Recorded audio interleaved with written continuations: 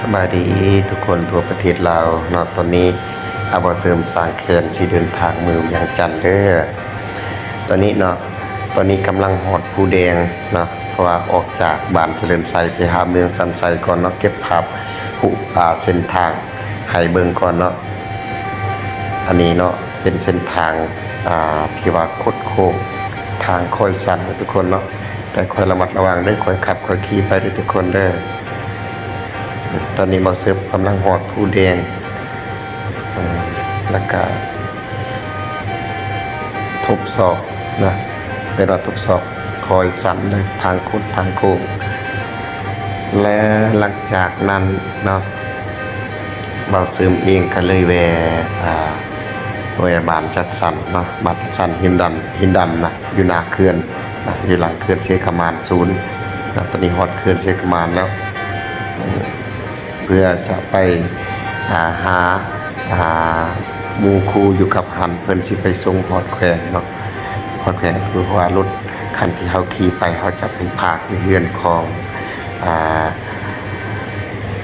ซีลหั่นเนาะเพื่อให้เพิ่นหันไปส่งฮอดแขวงเนาะถ้าอยู่แขวงเฮาบ่มีบ่อนรู้จักเนาะบ่มีพี่น้องอยู่กับหันเฮาสิพากรถก็อยากจะบ่มีเนาะตอนนี้ฮอดทัวสีทองแล้วฮอดอัตตปือแล้วพี่น้องเนาะนี่กำลังผ่านไปทัวเดี๋ยวฮอดคิวรถนะจักหน่อยนะคิวรถเมล์คิวรถเมล์ก็มีขึ้นรถเมล์เตียงนอนทั้งหมดออกงานประมาณ4 โมงแล้วเปลี่ยนกันรถรถเมื่อคืนชัดแจ้ง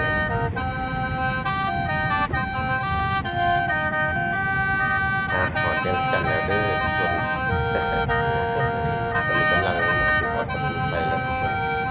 หลังจากนั้นเราก็ลงถ่ายรูปนำกันนำเขาแล้วก็กับลูกชายเนาะได้ลงไปที่นั่นนะครับส่งไปเป็นว่าลงดินเนาะทุกคนจะมีเวลาหนึ่งประมาณ1 ชั่วโมงมีเวลาที่ไปเลาะดินไป